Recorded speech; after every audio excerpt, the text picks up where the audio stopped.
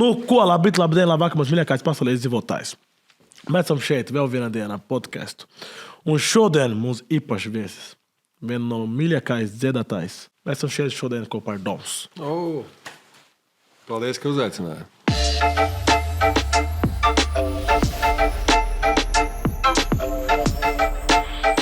Welcome to the Felipe Gabriel Encounter. Šo podcastu piedāvā TonyBet.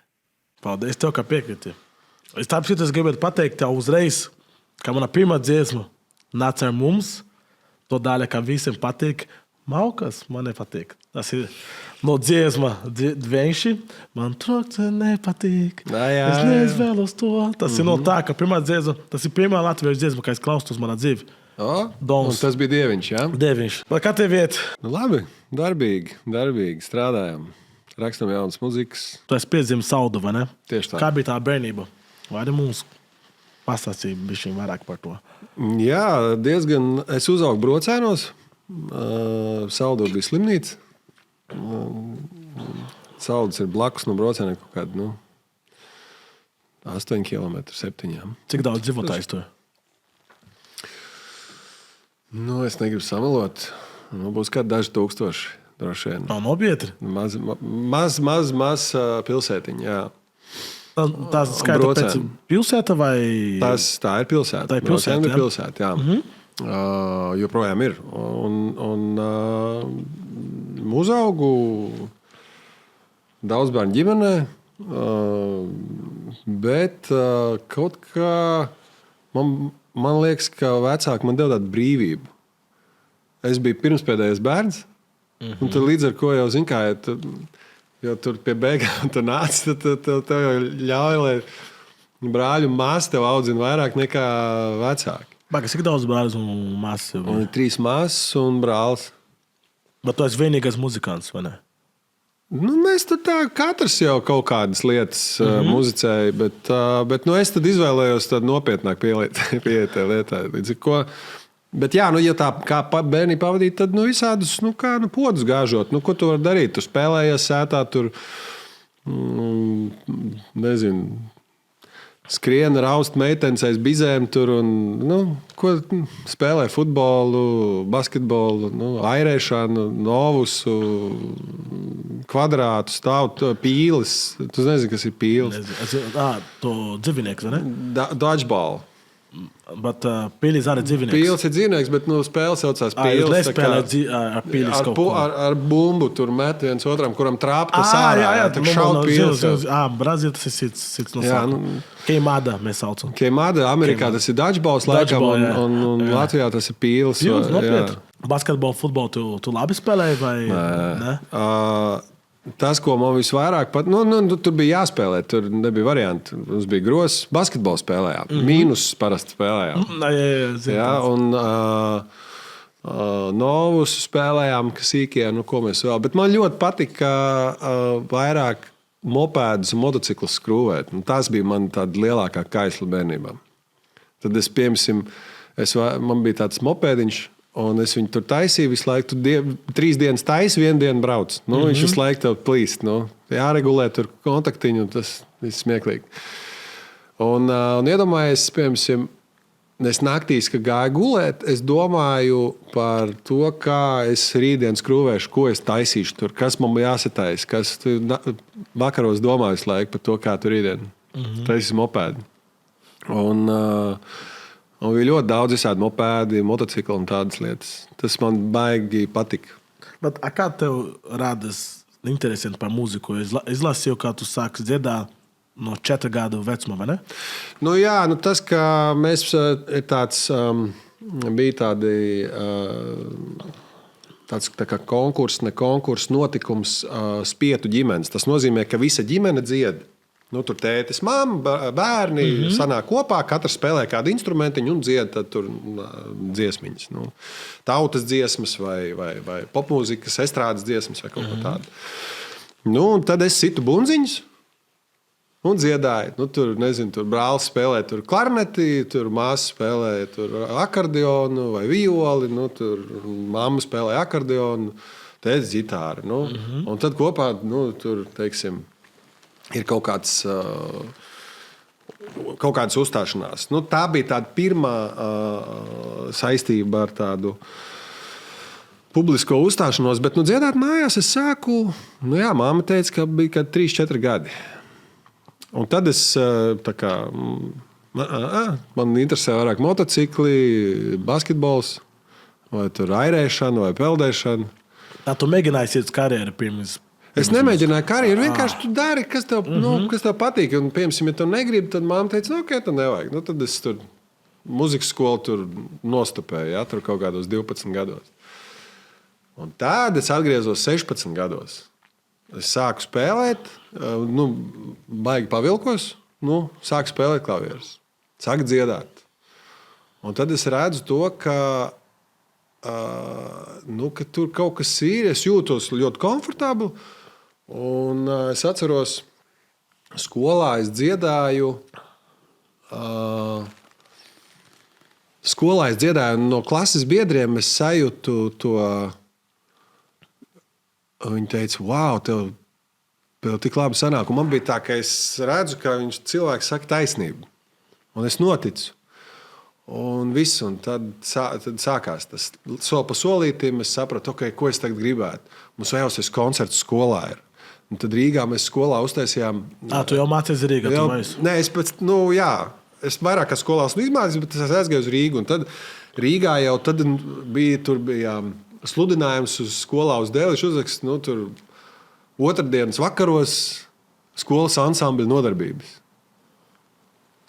Super, mēs bijām 2 Artūri, viens spēlē ģitāru, es spēlēju basģitāru un klavierus. Un tad mēs tur samēģinājām Nothing Else Matters by Metallica, Queen, Love of My Life. Jā, un 2 dziesmas mums bija. Mēs viņus spēlējām 5 reizes uz riņķi. Un bija aktu zālē sanākuši skolas biedri.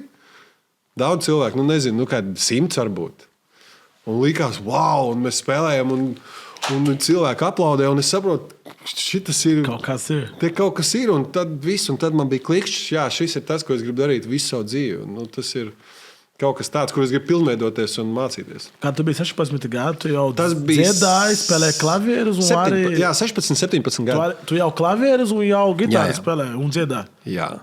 Un tad nāca tāds piedāvājums televīzijā reklāma, tas bija 2003. gadā. 2002. bija reklāma par 2003. gadu, kad jāpiesakās ir talantu fabrikai, realitātes šovam. Mm-hmm. Un es aizsūtīju pieteikumu, izturēju kārtas, tad man teica, ka man ir jāizdomā savs vārds, nicknames, es izdomāju Dons, un viss un tā sākās. Tad aizgāja. Kāpēc tu izvēlējies Dons tieši? Tam nav nekāds tāds, vienkārši skanīgs vārds. Man no kurien atnāc? Tu sapņoji vai kaut kā? Nē, vienkārši sēdēju, man bija 2 varianti. Pols vai Dons. Un tad es domāju, Pols. Nē, Dons labāks. Zini, kā nozīmē Dons mana valoda? Ne, kaut ko rupi droši vien. Nē, nozīmē, kad tev ir talantu. Piemēram, ja bērni, ja tu reizi, piemēram, kā cilvēki reizē, ka tu labi dziedi un labi kaut ko dari, cilvēks skats, viņš ir Dons. Tipa, Dons mana valoda nozīmē, tipa, viņš ir talantu, tipa dabiski talantu. Nav, ka tu kaut ko iemācies. Kad tu reizi bērni spēlē basketbolu vai futbolu, tu saka, essa criança tem dom. Tev ir talants. Tev ir talants. Ja? Es domāju, ka varbūt bija dēļ to, varbūt kā cita valoda. Iedomājies, vai interesanti, ne? Es nekad nezināju tā.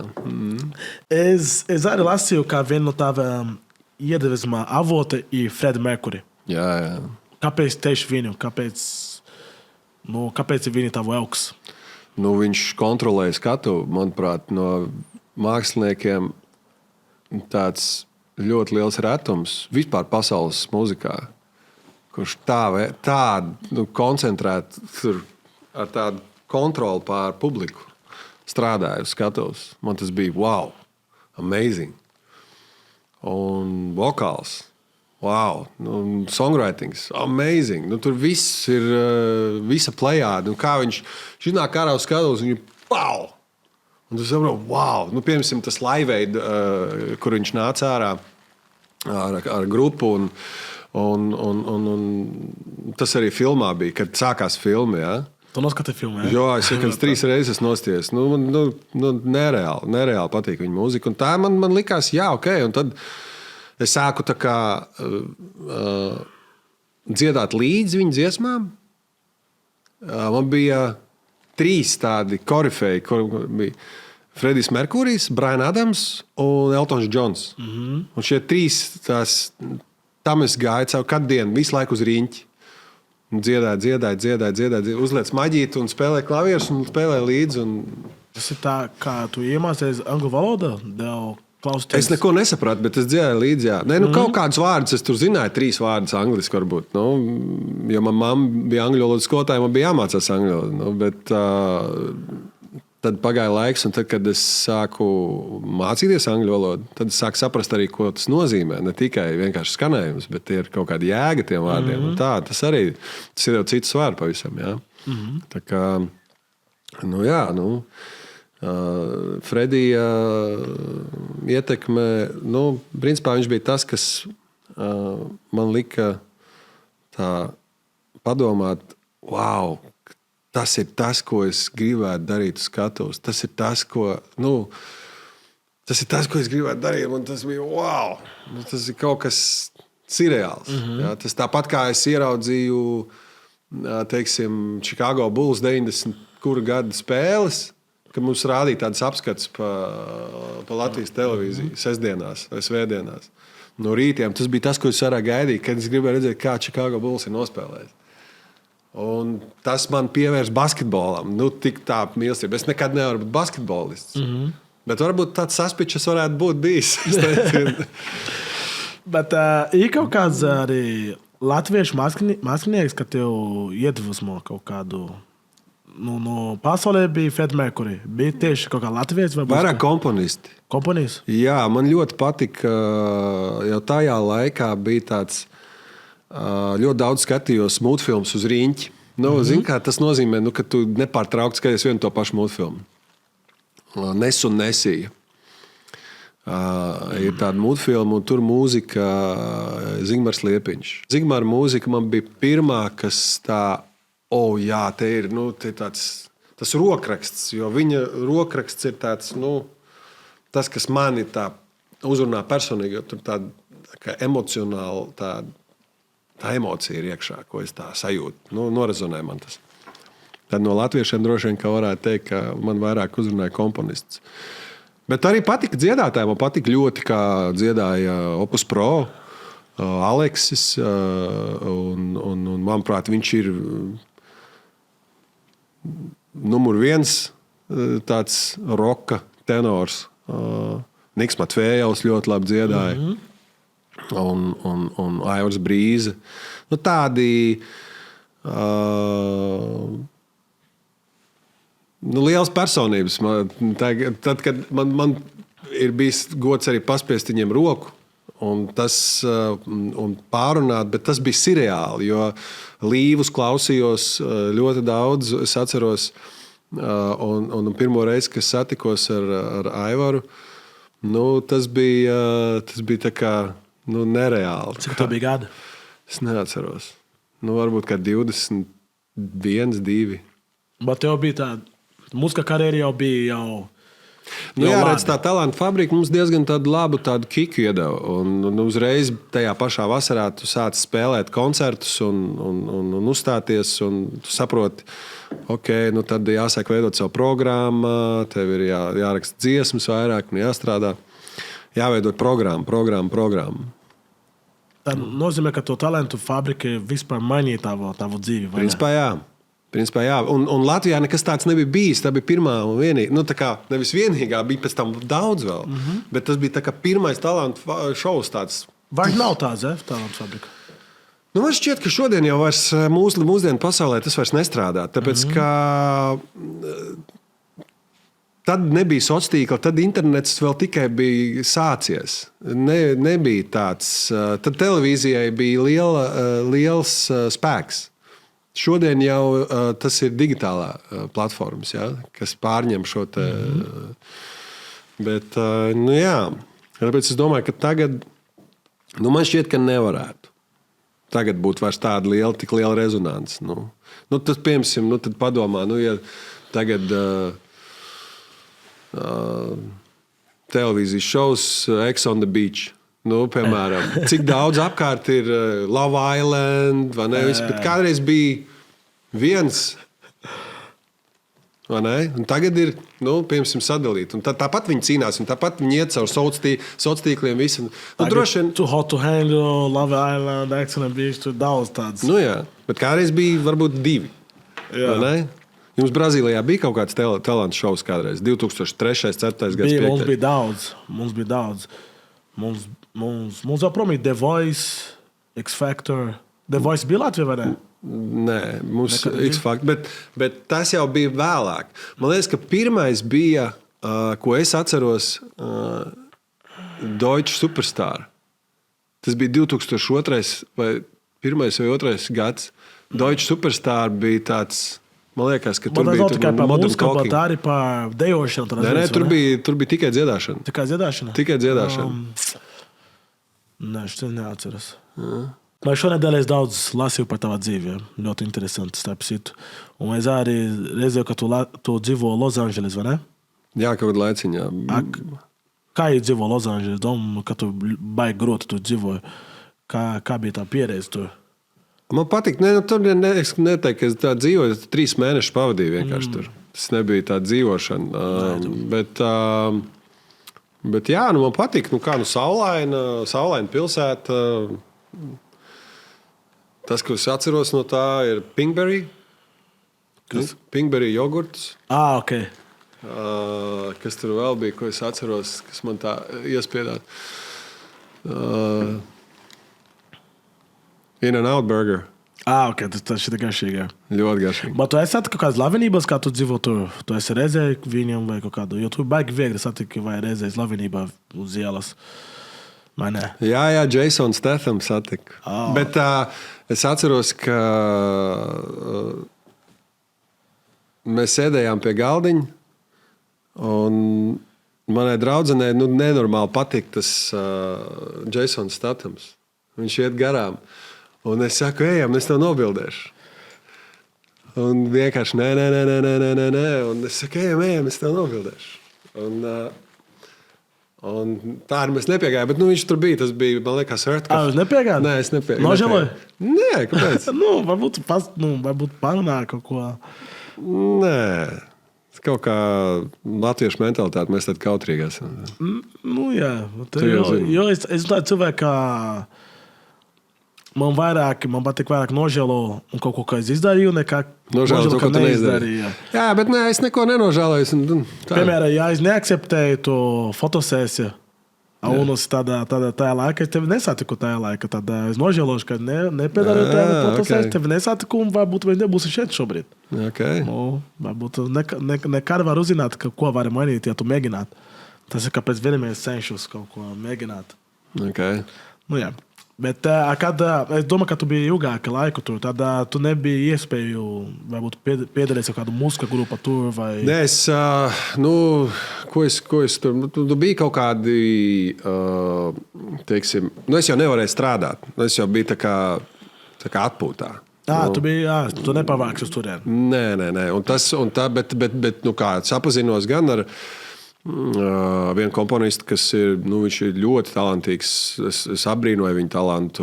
Mums saved kopā viens norvēģi DJs, tāds Tomas Bergersens. Viņš bija un joprojām ir no Two Steps from Hell līderis. Un tad viņš rādīja to talantu, kā viņš studijā komponē traileriem tajā laikā mūziku. Viņš strādāja pie Hansa Zimmera studijā. Hans, komentārs neprasa komponistu pasaulē, viņš ir tā kā korifejs mūzikā, tāpat kā tur, nezinu, Džons Viljams vai Alans Silvestri. Un tad man likās, ka es nekad neesmu dzīvē redzējis tik talantīgu cilvēku. Kurš var, es vienkārši un jebko, ko viņš spēlē, man liekas ārprāts. Norvēģi viņa? Viņš ir Norvēģis, jā. Tu joprojām kontaktē ar viņu vai? Nē, nu jau vairs nē.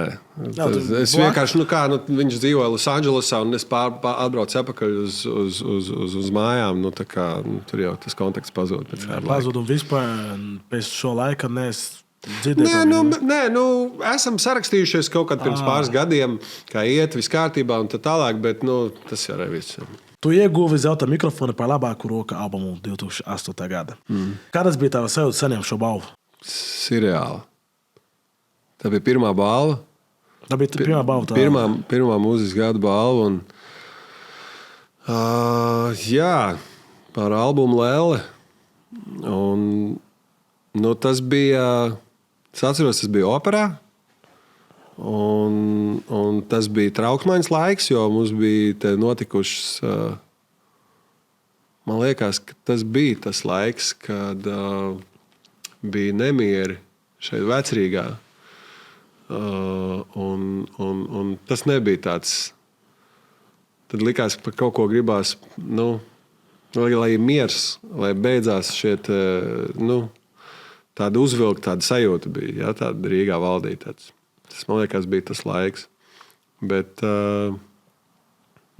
es atceros tikai tādas pacilājošas sajūtas. Bet kad cilvēki tev uzaicināja uz turieni, tu jau zināji, ka tu uzvarēsi kājīt? Nē, nekad nezinu. Un bija tava ģimene bija tur, tava māmu, tava vecāki viņa bija uz vietas tur, vai ne? Brālis un māsas? Nē, es viens pats biju tur. Kur? Tas bija Rīga, vai ne? Tas bija Rīgā, operā. Un cilvēki... Es atceros, es uzstājos tur. Es spēlēju dziesmu, ja nemaldos, kolekcionāru un tukšumu tā kā samiksēt kopā. Un, bet tas bija pirms cik gadiem jau. Tagad bija grūti atcerēties. Bet es atceros, tā sajūtas bija... Tu negaidīji, ja? Vai gaidīji? Jā, tik forši. Un tas ir tā pirmais albums pilnīgi latviešu valoda? Mums bija pirmais dueta albums, kad uzreiz iznācām pēc Talantu fabrikas kopā ar Lindu, bet pēc tam bija angļu, un tas bija pirmais latviešu valodā Lēlē. Tā laika tu jau kaut ko angļu valodā jau es izdarīju to laiku. Jā, tur mums sanāca tas pirmais angļu albums bija Lights On. Tas bija tāds, es biju zem ierakstu kompānijas Platform Records, kur šobrīd neeksistē vairs, bet tajā laikā viņi bija viena no vadošajām, tā bija viena no vadošajām kompānijām, jo tas Talantu fabrikas uzvarētājs noslēdz līgumu ar Platform Records. Es neuzvarēju. Es paliku otrais. Bet es tāpat braucu, sapazinos ar izdevniecību un braucu ciemos un runājos. Un tad kaut kā viņi parakstīja man uz to, ka jāraksta albums tomēr arī man. Ka ne tikai uzvarētājs, bet tāpēc es dabūju to galveno balvu anyway. Es vienkārši sēdēju, es teicu, ko darām, kaut kas ir jādara. Un tad no sākuma sēdi pie durvīm, visu laiku klauvē. Darīsim kaut ko. Es te sēžu, darām. Un beigās viss notiek. Un tad jau beigās izbesīja ārā tos cilvēks tā, ka viņiem jau vairs nav variantu. Ka viņi grib ātrāk tikt no tevis vaļā, ok, labi, izdarām šito. Un tad mēs izdarām to, es saku, ko nākamā, ko tagad? Bet tu domā, arī, zini, ko es domāju, ka palīdzēja tajā laikā arī? Jo es teicu tavas bildes, agrāk, tu ļoti labi izskatās. Ok, paldies. Tu ļoti labi izskatās. Un es atceros, ka tu man teici, ka... kas bija? To cover magazīni. Shape. Ar ko? Tikai divas vīrietis pasaulē. Man liekas, jā. Kas ir otrais? Brad Pitt. Tā Dons un Brad Pitt vienīgas vīrietis pasaulē. Cover. On Shape, jā. Tas ir... Varbūt jau ir vēl kāds, es nezinu, bet man šķiet, ka... Es meklēju Google, es neatrādu tikai uz abi divi. Tas ir man personīgi. Es domāju, ka tu ļoti labi izskatās tajā laika. Šobrīd arī nav tikai tajā laika. Bet tu domā, ka tu izskaties arī palīdzēja tavā karjeru, piemēram, jo es zinu, ka daudz mākslinieks, piemēram, Kad viņi labāk izskatās arī pareizi, tev meitenes patīk un tā tālāk, jo, piemēram, mums Brazīlijā tā ir, jo daudz dziedātājs, viņi labi izskatās, un meitenes vienkārši patīk, jo viņi labi izskatās un arī seko līdzi viņa dēļ to. Tu domā, ja tu, piemēram, ne tik labi izskatās, tu būtu to pašu vietu, ka tu ir dīvaini. Džeks man sēž pretī, viņš saka, ka labi izties, un es sāku mulst. Kas tas tāds ir? Es nekad tā neesmu domājis, jo es tā nedomāju par sevi. Ja? Nē, man bija... Es tieši domāju otrādāk. Nu, kāpēc? Es nezinu, es neesmu tāds... Kā tad... Nu, bezvēts, ja tu un Brad Pitt, tas ir vienīgais. Nu, labi, bet tas jau nebija mans lēmums. Nē, bet tas ir cilvēka lēmums, lai cilvēki patīk. Jā, bet es tā nekad neesmu tā pievērst tādu vērību. Tā. Ārējiem izskatām nekad tā. Nu, varbūt, lai biks ir izgludināts, nu, vai ko padomās. Bet vai kurpes tīrs ir? Tam es pievēršu uzmanību. Lai nestaigātu netīrās kurpēs. Bet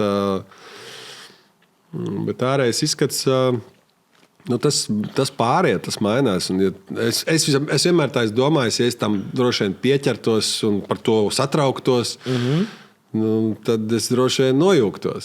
Jo tas mainās. Tu noveco un tu nomirsti. Es nezinu, man tādas manas sajūtas. Bet, piemēram, es zinu, ka es vairāk pievērsu tam, piemēram, kā uzlabot skanējumu, kā labāk nodziedāt. Tas man ir vairāk vienmēr rūpējis. Kā nodziedāt un uzrakstīt melodiju tā, ka es pats sajūtu, pieņemsim, jā, tas man rezonē iekšā. Vai te sāpes, un te ir prieks, un te ir skumjas, un te ir vēl kāda sajūtas. Tas ir tas, par ko es kaifoju. Tu kādu laiku pavadīji Indijā. Kāda filmēja raiduma Tukšto jūdzes Indijā. Es biju Tamilnadu štatā.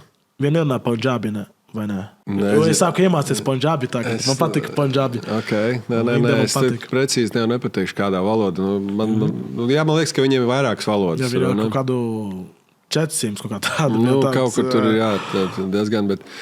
kā es sāku praktizēt meditāciju un jogu, bet pats iet uz nodarbībām, man tas aizrāva. Es sāku lasīt par to. Es sāku mājās to darīt arvien biežāk un biežāk. Un tad nāca piedāvājums man, vai es negribu piedalīties TV šovā. Vienkārši zvanīja. 1000 jūdzes apkārt Indijai. Tas bija no Latvijas televīzijas. Okay. Un es teicu, jā, forši, bet atpakaļ biļeti man nepēc. Es palikšu tur. Mēs nofilmējam raidījumu, bet es palieku tur. Un tad es jau laicīgi pieteicos uz Vipassanu, kas bija. Tas ir tāds kurs, kur tu izēji tādu diezgan intensīvu meditēšanas un klusēšanas kursu. Tāds 10 dienas. Un es jau pieteicos laicīgi. Mums bija, es atceros, mēs braucām februāra beigas. Un es janvārī pieteicos, un 2 nedēļas, man liekas, ka mēs ceļojām pa Indiju. Vai neatceru, pat 10 dienas varbūt. Un tad viņi, Gustavo ar skuteli un komandu, visi aizbrauc prom. Un es paliku, un es braucu uz Bangaloru. Un Bangalorē arī bija tas templis, kur gāja Vipassana un meditācija. Tā ir baigi foršā pieredze. Es iesaku katram pamēģināt. Tam nav nekāda saistība ne ar kādu reliģiju, ne tur fiziskām aktivitātēm, tur grāmatas lasīšana, telefons, viss tev noņem nost, viss, jā. Cik ilgi tu biji? 10 dienas. 10 dienas, bet 10 dienas tu biji tur? Vipassanā. Nē, bet tur es biju vēl, pēc tam es paliku vēl mēnesi. Un tad es aizbraucu tādu pilsētu, ko sauc par Auroville. Es zinu tādu. Auroville ir tāda vieta, kur no visas pasaules cilvēki. Tur noteikti ir no Brazīlijas, tur bija no Latvijas, tur bija no Polijas, tur bija no Ķīnas, no Dānijas, no ASV, no Anglijas, no visurienes. Un ir tādi cilvēki, kas iebrauc un izbrauc, tā kā es to izdarīju. Bet ir tādi cilvēki, kas tur dzīvo jau permanenti, uz vietas. Un viņi audzē organiku pārtiku, dzīvo tādā komunā. Zini, ka filma The Beach, kur Leonardo DiCaprio aizbrauc uz to salu, un tur ir tāda komūna. Tā ir tā kā, mazliet lielāka. Un tad tur ir visādas atrakcijas tur tajā pilsētā. Tur ir meditēt, tu vari iet uz tādu Matramandīru, kas ir tāda liela bumba, tāda uzcelta, un iekšā izstāsta kā Star Wars. Un pa vidu stāv milzīgi šitik liels tāds kristāls. Balts nopulēts. Ja, un tad augšā ir tāds caurumiņš, kur nāk gaisma iekšā. Un tā gaisma iet iekšā tajā kristālā, un tad viņi izgaismo to. Un tev jāvelk kā balta zeķis, tur tev iedod balta zeķi. Bet tu biji viens pats pēc tam? Jā. Tur viss kaut kāds tāds, tur, piemēram, tu vari iet praktizēt jogu, tu vari iet praktizēt, taisīt podus no māla vai krūzes, vai tur zīmēt, vai skatīties filmas, skatīties koncertus. Daudz, kas ir par velti. Tad jāmaksā tur biļetes par koncertu. Un tur ir baigi lēti arī, vai ne? Nebija dārgi, jā. Nebija dārgi, un tas tāds, jā, man bija tāds labs restarts. Un tad mēs aizlidojām uz Ameriku pēc Indijas. Tā kā... Uz Losandželis. Losandželis bija pēc Indijas. Ok.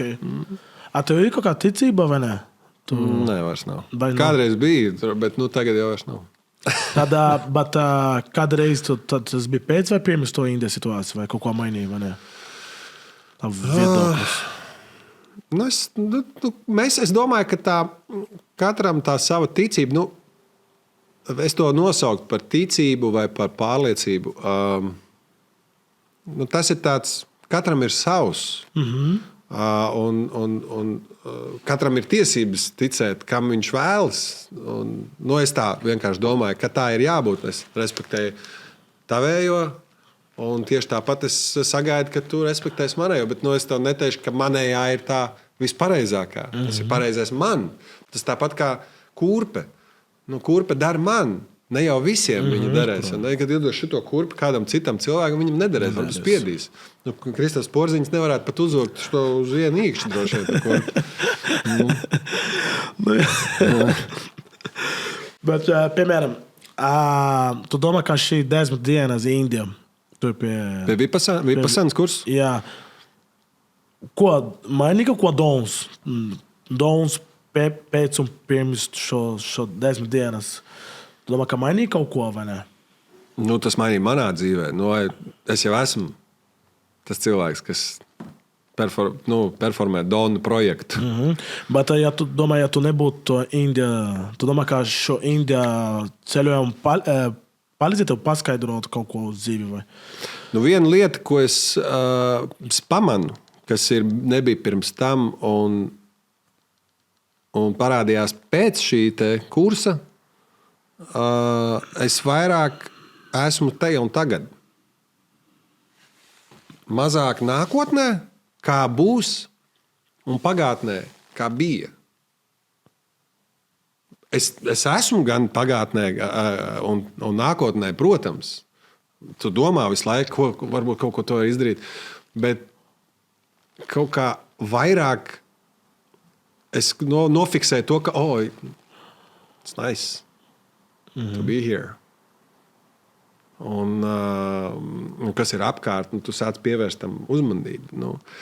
Wow, putni, tur, teiksim, nezinu, tur dzīvnieki, koki, augi, tur, teiksim, māksla, arhitektūra, un kāpēc tas tāds viss te ir. Un tu sāc uzdot sev tos jautājumus un mēģini atrast atbildes. Forši, man interesē, es ļoti gribētu kaut kā tādu. Pamēģināt Vipassanu? Jā, es gribu arī mēģināšu o Caminho de Santiago. Santiago ceļš. Jā.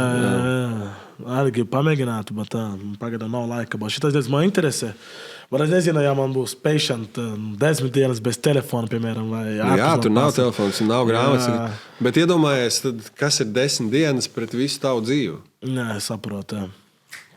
Tas ir vispār nekas pareizi. Jā, tas kaut ko es ļoti gribu mēģināt. Indija tas ir vieta, ko es gribu. Bet tur jau nav obligāti uz Indiju jābrauc. Vipasānas kursus tu vari iet arī tepat Latvijā.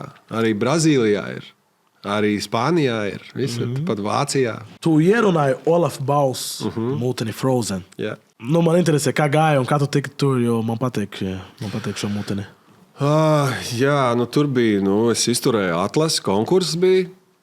Tad tur bija vairāk aktieri, kas piedalījās šajā atlasē. Un tad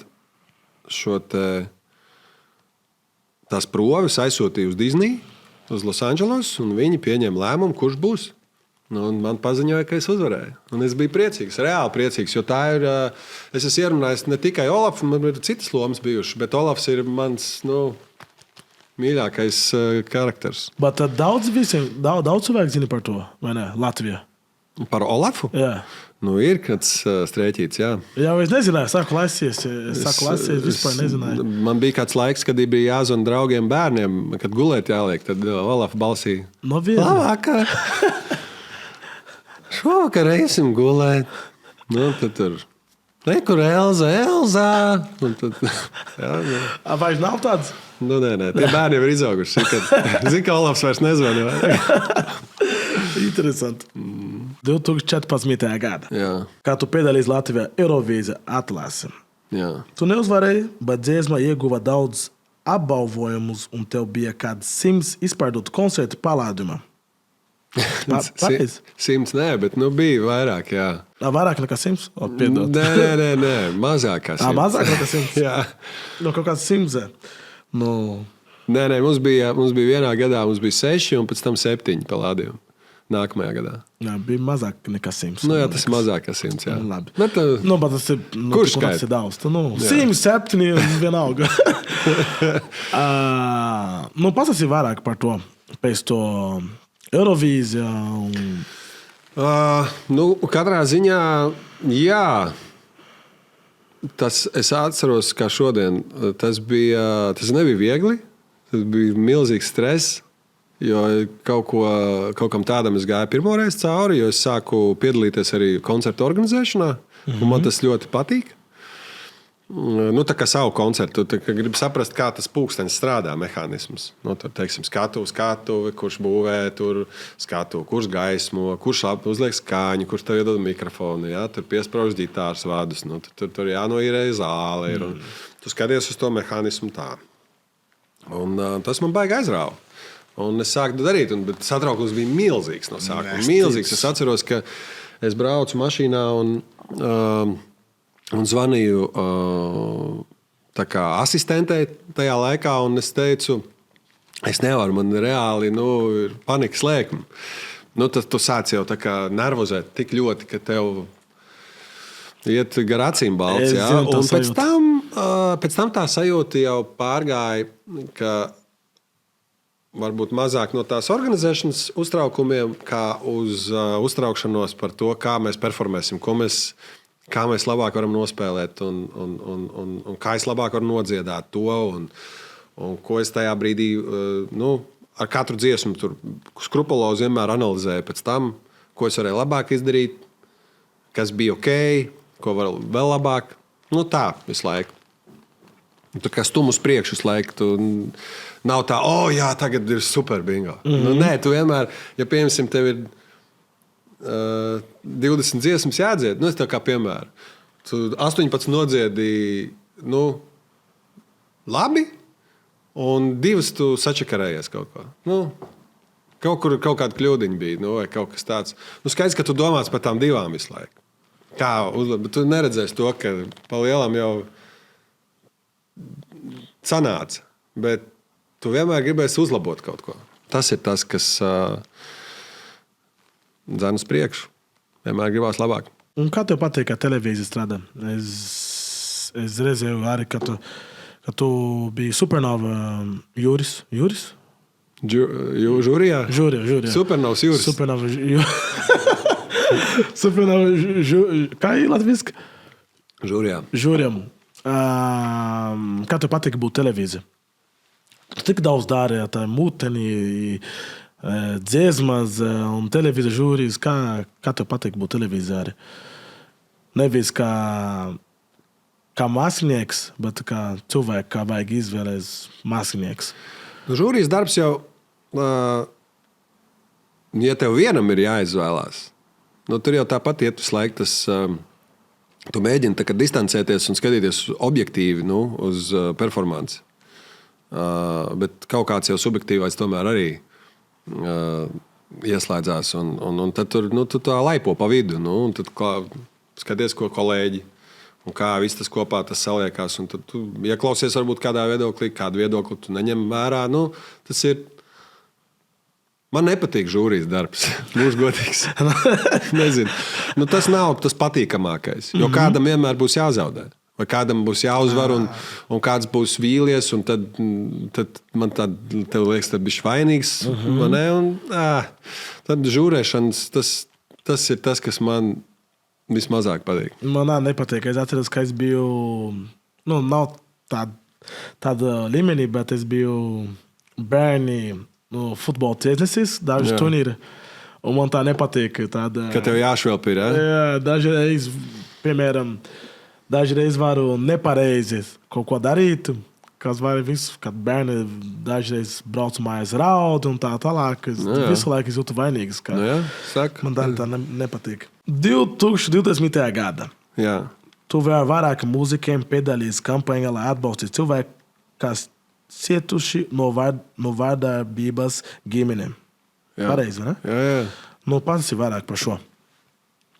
Jo es zinu, ka Latvijā daudz notiek, bet cilvēki maz runā par to, daudz cilvēku klusa par to, par tavu pieredzi, kā tu vari. Tas bija dod 5 maratons. Man šķiet, ka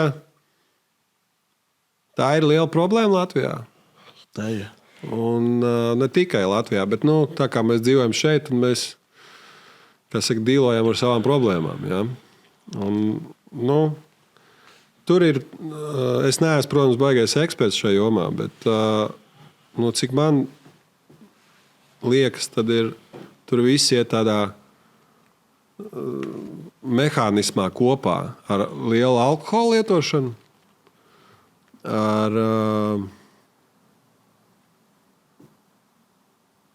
ar kaut kādām, nezinu, iekšējām sajūtām, ko varbūt arī tas pats alkohols ilgstoša lietošana rada.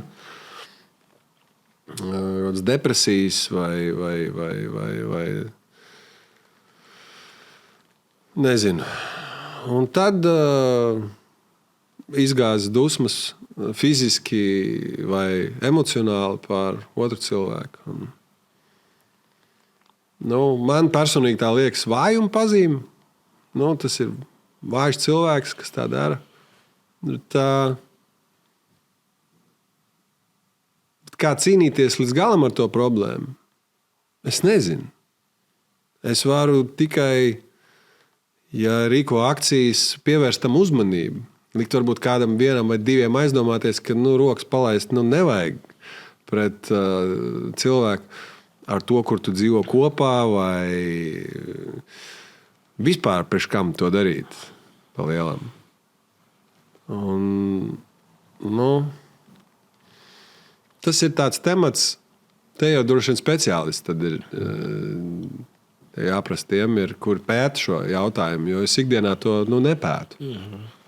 Bet katrā ziņā es nesaprotu šo vardarbības fenomenu, kāpēc tas tā ir, ko tu gribi iegūt no tā. Kā tev šķiet no malas, pieņemsim? Tu esi Brazīlijā, jums ir šī problēma? Arī šī problēma, bet Brazīlijā tagad sieviete, viņi stiprāk bauda, sieviete tagad vairs neklusē par to. Un es redzu, man daudz draudzenes, ka tas notiek, ka dažreiz es redzu kaut ko zilumu un tādas lietas, un viņa klusē. Es nezinu, tāpēc varbūt dažas meitenes viņai kaunas pateiks tālāk. vai viņi bāju no tiem, bet tas arī liela problēma nav tikai Latvija, bet vispasaulē, bet es redzu vairāk Latvija nekā Brazīlija. Un Brazīlijā mums ir vairāk cilvēki nekā Latvija. Un tad man arī uzreiz tāds, jo mani masa, mani mama, es gribu nākotnē arī meita būt. Nu, un tad es visu laiku domāju par to, kā šobrīd arī tik grūti sievieti pieauga pasaulē, jo ir tāds vīrietis, ka diemžēl tā dara. Un es redzu, es tā domāju, ka ja sieviete, ja tas notiek mājās, viņa nevar klusēt, vajag pateikt cilvēku tālāk. Obligāti. Jo, es domāju, ka ir jāiedrošina sievietes par to runāt. Nevis tā kā par to runāt, bet tā kā tas ir normāli, ka tu aizēji un palūdz palīdzību. Un vajag būt dienestiem, kuri operatīvi reaģē un sniedz šo palīdzību. Tā būtu tā ideālā pasaule. Un jāizdomā veidi, kā sodīt tos ēskolus, kas to dara. Un tas ir ļoti vienkārši. Nezinu, atņemt tiesības vai ir visādi veidi, kā var piespiest cilvēku varbūt saņemties. Bet te jau ir. Es nezinu, kāpēc. Es tiešām nezinu. Man šķiet, ka tā problēma ar to zaļo puķi ir tāpēc. Zaļais puķis ir alkohols. Latviešu valodā slēngā. Old school slēngā. Jā, diemžēl. Tagad zinās. Bet man interesi neklusē par to. Arī kaimiņi, kaut ko klausies. Arī neklusē, uzvanīja policija uzreiz. Un, lai nenotiek vairāk, varētu būt tāda meita vai tā māsa, tad nevaram taisīt acis un ausis ciest. Jā, tieši tā. Bet, kas ir, mainīsim tēmu. Un kas tev tālākus plānus tagad? Dons. Ko es ar tev pateikt? Darīt visu iesākto līdz galam un ar pārliecību. Tas ir arī mans mērķis turpināt darīt, un tam nav nozīmes ko. Tas ir jauns albums, vai tas ir koncerts, vai tas ir... Dziesma, kā kādu brazīlietis, kā dzīvo Latvijā. Vai kā dziesma, kā brazīlietis dzīvo Latvijā, jā. Tas būs mans sapņu, starpsīt. Tad jāpadomāja kā dziesma. Galvenais, lai dziesma ir. Jo vienkārši darīšanas pēc arī nav interesanti. Jābūt ir dziesmai, jābūt ir idejai. Padomās, kaut kādas idejas varbūt kaut ko atradīsim. Padomās. Felipe un Dons. Jau izklausās, man tāda hype jau tā kā domā par to, iedomājies. Bet, es gribētu pateikt paldies tev, kā piedalīts. Man ļoti prieks, ka tu esi manu viesi šeit. Tas nozīmē daudz priekš man. Paldies, ka tu paaicināji. Sorry, kā varbūt mana valoda man vēl prom ir kāds. Bet es tev gribu pateikt paldies, ka tu popularizē Latviju pasaulē. Tas ir tavs gājiens ar šo brazīļu kreklu basketbolu spēlē un apakšā latviešu kreklu. Tas, manuprāt, bija ļoti gaumīgs joks un tas aizgāja vairāk. Tas ir forši, ka tu to dari un iedvesmo jauniešus. Runā par tēmām, par kurām ir jārunā un nebaidies par to. Tā kā respekt. Un man prieks, ka tu esi šeit ar mums. Un es domāju, ka ar tev daudz labas lietas notiks dzīvē. Tāpēc, ka tev ir tāds mindsets, ka tu visur gribi redzēt labo. Un tas jau ir, tā jau ir uzvarētāja formula. Jo sūdi notiek daudz pasaulē. Bet saskatīt starp tiem spīdošu kaut ko un labu, tas ir, tam ir jābūt iekšā, un tas tev ir, un tas ir, to prieks redzēt. Tā kā malacis secīt. Paldies, negribu raudāt šeit. Paldies. Paldies par vārdus.